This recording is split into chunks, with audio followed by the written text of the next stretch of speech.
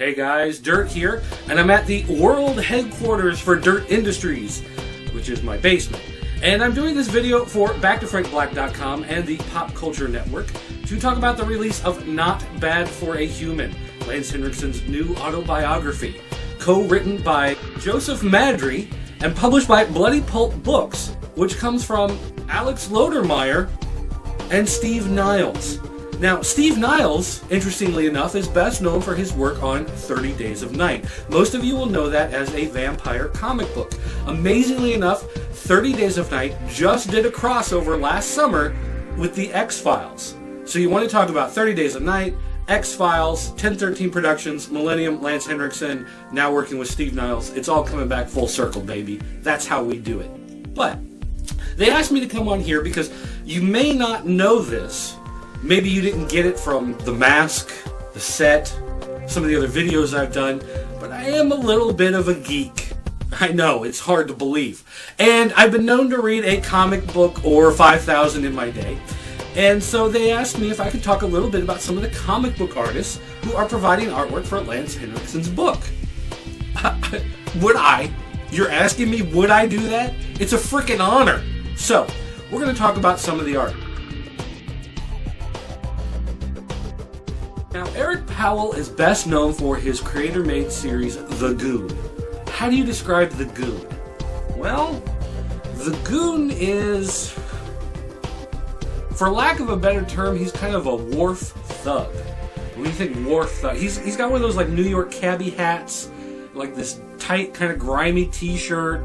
I think he wears like old jeans, maybe they're brown pants, I don't remember, but he just basically goes around and beats up monsters and beats up these weird freaky creatures, and he's like Kolchak mixed with Hercules in New York, with a little bit of that Abe Vigoda when he was 20 years old kind of mixed in. It's like this really kind of funny kind of a crime noir retro Cthulhu monster thing, like Hellboy as Bibbo from the old Superman comics. Maybe that's a bit too obscure a comic book reference for some of you guys, but nevertheless, I did it. So we'll live with it and we'll move on.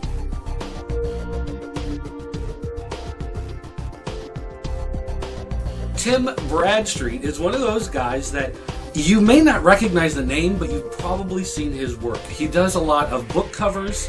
He's done a lot of posters. If you play a lot of role-playing games, you've probably seen his work. And it really has a very nice painted vibe. It looks like he draws everything out and then paints on top of it, but then still kind of retains the look of his original drawing with the line work that's structured in with the coloring. It's really, really neat. And one of the main things about his artwork was he did a lot of covers for The Punisher. When they restarted The Punisher as kind of a darker, took him out of the mainstream Marvel universe, so he's not jumping around with Spider-Man and Captain America and all that stuff. And they made him more of just a straight criminal killer, and they started another series that had the swearing and the violence and all that kind of stuff in. Tim Bradstreet was doing the covers. And people were so taken by how good those stories were, and really by the artwork on those covers, that when they made the second Punisher movie, not the John Travolta one, but the other one that was fun to watch, I'll put it that way, they actually used Tim Bradstreet artwork as the basis. And a lot of times in the promotional artwork where you see the Punisher standing on a rooftop or whatever, you can see the name Bradstreet on street signs or the neon hotel signs or things like that as a nice little nod to this guy. So he's one of those guys that even if you've never really heard his name before, you're probably already familiar with his work.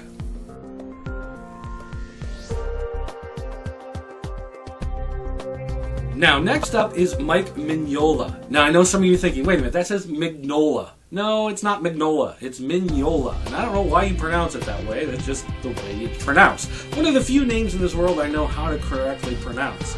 Imagine that. But this guy's been one of my favorite comic book artists for a very long time, and I know a lot of you, even if you haven't been familiar with his name, you're familiar with his creation, Hellboy. Hellboy and the BPRD were the biggest thing to come out in comics for a long time in the mid-90s. It was something that just steamrolled, became its own universe, became a series of successful movies. I'm hoping there are more. Come on, guys. Plus some animated features, they had some toys and whatnot. So Hellboy, definitely a big deal. And Mike Mignola's, like I said, I've been enjoying his artwork for a long time. He used to do a lot of stuff with Marvel and DC. He did some Rocket Raccoon stuff. He did some stuff in Superman and Batman. Gotham by Gaslight was one of his most famous works for DC back in the day. And so really, a guy that I admired for a long time, and when he came out with Hellboy, I was hooked. It just drew me right in. Great character, great series of books. You're definitely familiar with his work.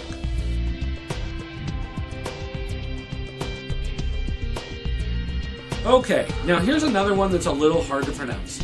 Bill Sienkiewicz. And I only know this because I got to meet him one time and I found out that that's actually how you pronounce his name.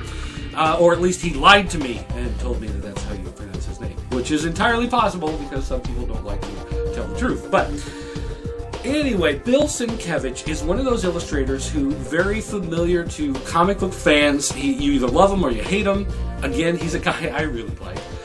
But he did a lot of work with Dennis Cowan, does a lot of sketchy, really angular line work, very distinct, definite style, and in fact, did an EPMD album cover. So for all of you guys who are like me, big rap fans of the early 90s, EPMD, there you go.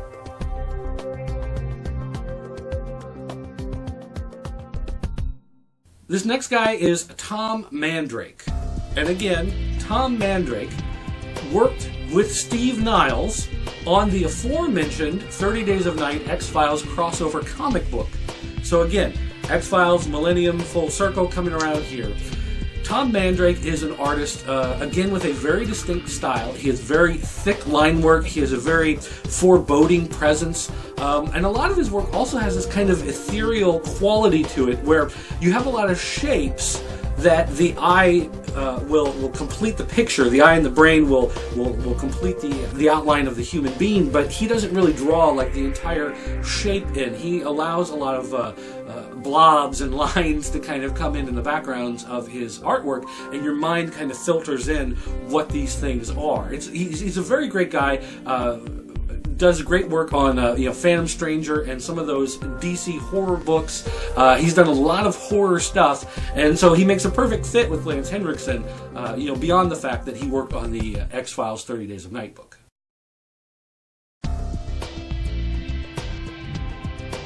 And finally, Ashley Wood.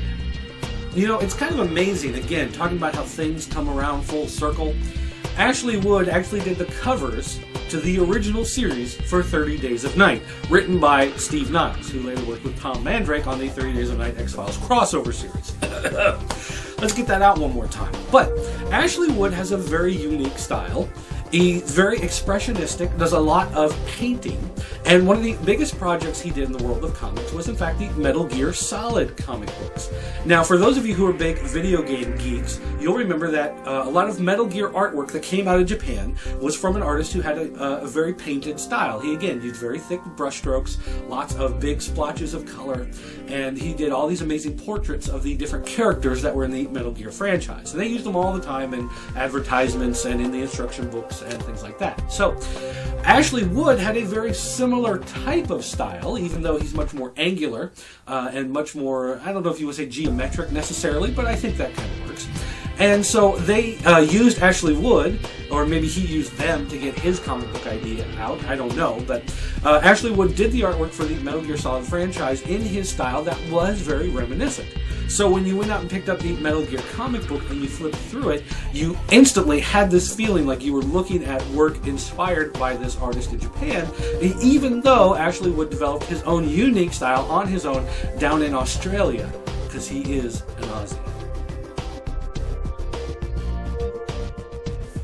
Alright folks, that's going to wrap it up for me today here. I want to thank you for taking the time to watch this. Don't forget to check out backtofrankblack.com for more news about the bringing Frank Black back campaign. And also remember to double up, send in 2 postcards at a time. Also, don't forget to check out the Pop Culture Network, where we have all sorts of stuff about video games, comic books, TV, movies, toys, all sorts of other geeky, nerdy stuff that you're going to love. And also, finally, notbadforahuman.com, the official site for Lance Henriksen's autobiography. And maybe guys who do some videos about some Lance Henriksen stuff, maybe they could get, like, I don't know, an autograph on their copy of the autobiography that they order. Maybe, I don't know, that's just kind of crazy talk. But what's that? Oh, my producer from the news desk that I do for that new Toy Smell. I actually don't have an earpiece. They're just hardwired into my head. But my producer is telling me that anybody who goes to notbadforahuman.com and orders one of the autobiographies out of this first batch will get theirs autographed. So you guys would be even more special than me. And what I get for doing this video is, well, I'm not wearing any pants, but you can't see that right now. Thanks for watching, guys, and I'll talk to you next time.